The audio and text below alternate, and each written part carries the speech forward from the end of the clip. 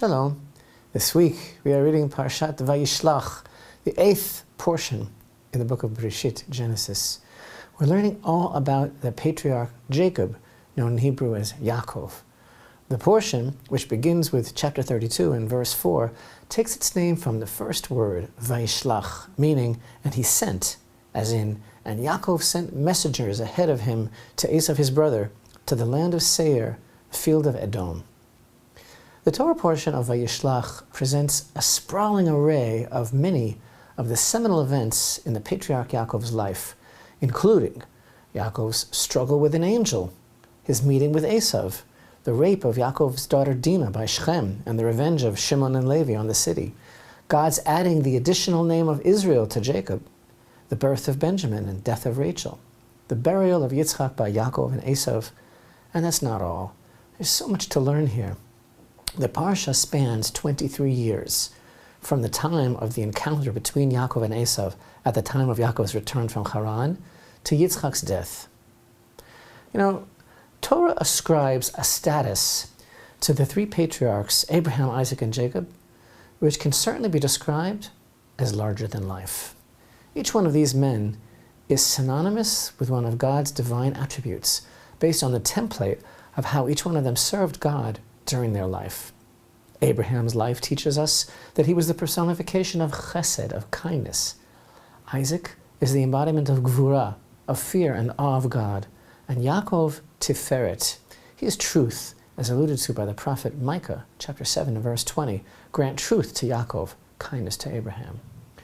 Our sages state that the forefathers themselves are the chariot of God's presence in this world, meaning that they rose to their full potential, their full human potential, and so perfected themselves that their very lives, their very essence became like a vessel to convey godliness to others, which of course is the purpose of life.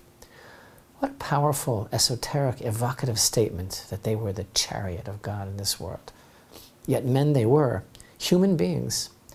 This is the beauty of life and the challenge that Torah presents us all with, to become the best human beings that we could possibly be, as did our forefathers. But no matter how saintly they became, the forefathers did not transcend or somehow transpose into beings other than human. But this is the whole point, that indeed a human being can become very great. Yaakov is called by our sages the choicest, the perfection of the three avot, the forefathers. We're taught that his likeness is engraved on God's throne of glory. But what does that really mean? Again, we're Jews. Don't forget Judaism 101. God does not have a body to sit down on a throne. So that statement is a metaphor conveying the idea that Yaakov personified God's goal in the creation of man, an idea further emphasized by our sages' teaching, that Yaakov's face resembled that of Adam. Again, it's all about the continuation and the guaranteeing of the legacy of Adam, meaning becoming human and staying that way. Of the three patriarchs, Yaakov is also the one that we are able to identify with the most. The Torah provides so much detail about his life. His detailed adventures and his expression of emotion seem to make his humanity more accessible to us. Also, we've learned that the place of the Holy Temple figured prominently in the development of the personal spiritual relationship that each of the three patriarchs sought with God. Based on the verses in the Parashat that we've been studying, we know that Abraham called the Holy Temple a mountain, Isaac called it a field, and Yaakov called it a house. When he awoke from his dream in last week's portion of Vayetze, he declared this is none other than the house of God. A house with the familiarity of home and all its benefits is something we can relate to much more than a distant mountain or even a cultivated field. And the prophet Isaiah states that in the future the whole world, all the nations will be able to relate to the Holy Temple through this identification with Yaakov. As the verse states, Isaiah 2, verse 3, many peoples will go and say, come, let us go up to the mountain of Hashem, to the house of the God of Jacob, and he will teach us of his ways, and we shall walk in his paths. Yaakov is the one credited with establishing the nation of Israel. He did this with great self-sacrifice, while carefully and scrupulously keeping all of Hashem's commandments, while he was basically an indentured servant in the house of Lavan. despite all the hard physical labor and subterfuge and impediments that Lavan set before Yaakov to try to cause him to fail. The sages describe Yaakov as a person who was occupied with fixing the world. Yaakov also studied Torah all his life and kept the commandments. He even kept Shabbat. And here's that mystery again. What Torah did Yaakov study if the Torah hadn't been given yet? What did the pre-Sinai Torah consist of? We are taught that he studied the mysteries of creation. He had the book of Adam, he had the book of Hanoch, he had the book of formation written by his grandfather Abraham. As undoubtedly human as he was, make no mistake, he was undoubtedly great. These men were spiritual giants and holy. In last week's Torah portion of Vayetze, we learned how Yaakov whittled away at some wooden rods, and as a result, the sheep gave birth exclusively to speckled and spotted sheep, and the goats to brownish goats. Was he a genetic engineer or a scientist? No, he was a perfect tzaddik. Hashem did his will, as the verse states explicitly, Psalms 145 and verse 19, the will of those who fear him, he will do. Or as the sages pithily put it, the tzaddik decrees and the Holy One fulfills. He had Abraham's book of formation, he knew the secrets of creation. As the Zohar describes it, he decreed on the sheep, all that was missing was to inject them with souls. And we learn in the writings of our sages that all during Yaakov's lifetime, there was no harsh din, there was no judgment in the world in his merit. And there were only two people to whom the secret of the end of days was revealed, Yaakov and Daniel the prophet.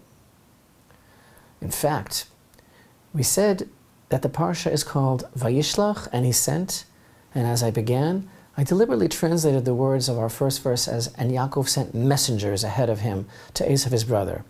That's one interpretation of the use of the Hebrew word malachim, but the word also means angels, literal angels. And the famed commentator Rashi maintains that these were real angels. That's the kind of superman Yaakov was. He had angels under his command.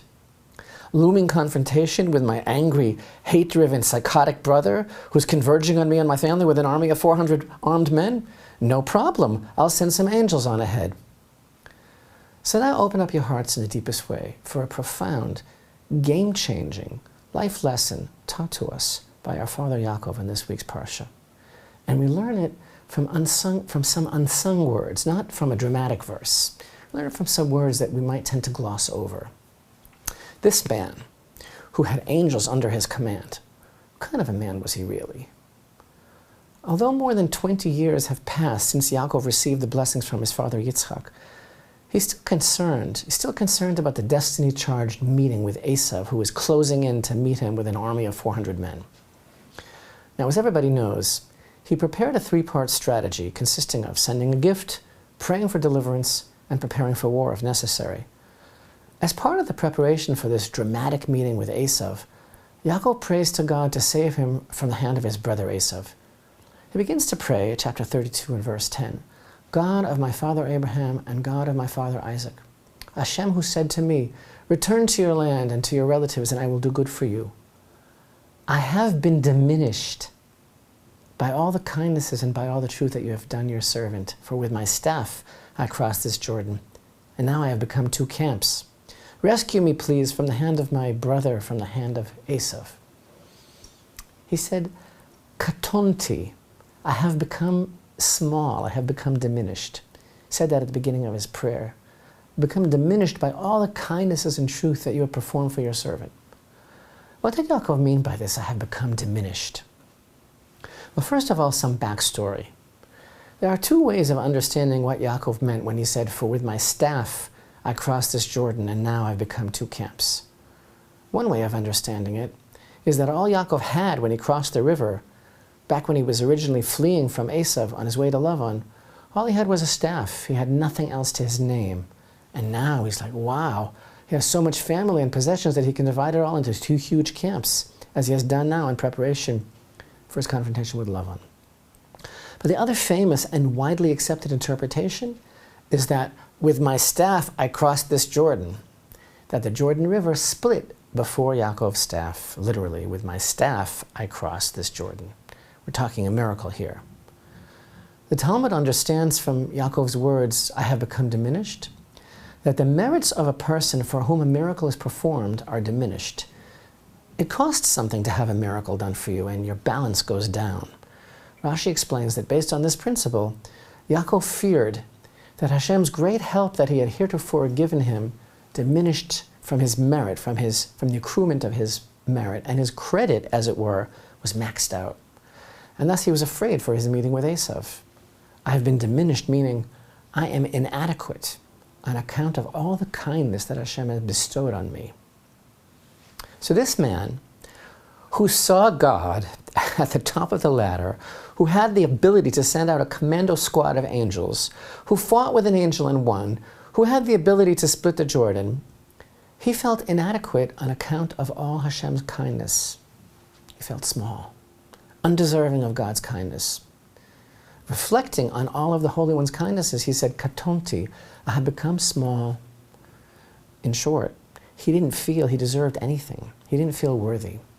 He knew his worth, and still, he felt his smallness, his inadequacy, as compared to the great kindness that God was constantly showering upon him. He didn't count his merits and assume that they should stand for him to deliver him from harm. He feels and understands that he doesn't deserve Hashem's kindness. But we ordinary people, we feel that we have everything coming to us, that we deserve everything, the best. And we complain if it doesn't come through. But the greater a person is, the more that person knows and understands and recognizes how much we are constantly, without let-up, receiving Hashem's kindness and how small we feel to ask for it. And thus Yaakov, the great man, the man on the chariot, knows and feels all of this. I mean, really, can we really ask for anything because we think that we deserve it?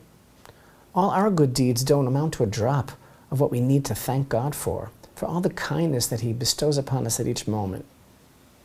So the famed Rabbeinu Bechaya writes that from Yaakov we learn how we should feel and how we should approach asking of Hashem. He says that when praying, a person should contemplate his unworthiness and Hashem's mastery, and he should think about the multitude of God's goodness and kindness to him. And after this, he should then ask for his needs. But people are naturally self-centered. From childhood, we're accustomed to thinking that we should get everything that we desire, but at the same time, we naturally refrain from considering the fact that Hashem owes us nothing, but only on account of His love and mercy does He grant us life and health and livelihood. How could we ask for something on the basis of deserving it? When Yaakov said, I don't deserve anything. Hashem is constantly bestowing goodness upon us moment by moment. He gives life to each individual, and each moment and second is a gift outright. As we say every day in our Amidah prayer, Mechalkel Chaim b'chesed. He sustains all life with chesed, with loving kindness. Hashem is not obligated to us anything. So we turn to Him and ask Him to fulfill our request on the basis of a servant turning to his master, that whatever the master does for the servant is pure kindness. Therefore, before Yaakov requests to be saved from Esau, he begins by acknowledging his inadequacy, and he emphasizes this feeling of the overwhelming abundance of kindness he has received from Hashem. I don't actually deserve it, says Yaakov to Hashem, and what you have already given me is more than enough. But still in all, I'm allowing myself to ask from you because you are the merciful Father. King David also expresses this feeling in Psalms 16, verse 2, where he prays, You are my master, I have no claim to your benefit. Meaning, the kindness that you do for me is not because you owe me anything. Everything I receive is your kindness only. This is consistently Yaakov's approach.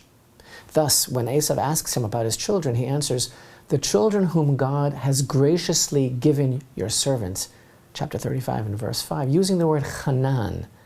Maimonides teaches that this is expression of chanan, he graciously gave. It means a gift outright for someone undeserving. In his great humility, Yaakov saw each child as a gift from Hashem, not as something he deserved. Moshe also said in Parashat Vayishlach, Deuteronomy chapter 3 and verse 23, I implored Hashem at that time, and as Rashi explains there, Moshe was asking for a gift outright, to be able to come into the land, not claiming to deserve it. In Rashi's words, even though the righteous could claim the merit of their good deeds, They only ask for a gift outright based solely on Hashem's kindness. As the verse in Exodus chapter 33 and 19 states, I shall show favor when I choose to show favor. Yaakov learned this attitude from his grandfather Avraham. The Midrash informs us that after Avraham's miraculous victory over the 5 kings, he was afraid, and he reflected to himself, I descended into the fiery furnace and I was saved. I was mixed up with the 5 kings and I was saved. I'm afraid that perhaps I've received my reward in this world and I have nothing in the world to come. Said the Holy One, blessed be He, Lech Lecha chapter 5 and verse 1, Fear not, Avram, I am a shield for you. Everything that I did for you, God is telling him, in this world I did for you for free. And your real reward is prepared and waiting for you in the future. Thus the continuation of that verse, your reward is very great. And all this is alluded to by the verse in Psalms chapter 31 and verse 20, how great is your goodness that you have hidden away for those who fear you. Katonti, what a powerful word, but it's a small word. Katonti means I am small, I have become diminished. We can learn an important lesson from Yaakov's words. If such a righteous person as Yaakov felt that he was undeserving of Hashem's kindness, how much more so should we reflect upon the fact that there's a lot of things we take for granted and we forget to acknowledge God's goodness in our lives. Or worse, we even mistakenly think that everything is coming to us. Let's remember to try to thank Hashem for every moment, just for being alive, for every breath He gives us in His kindness.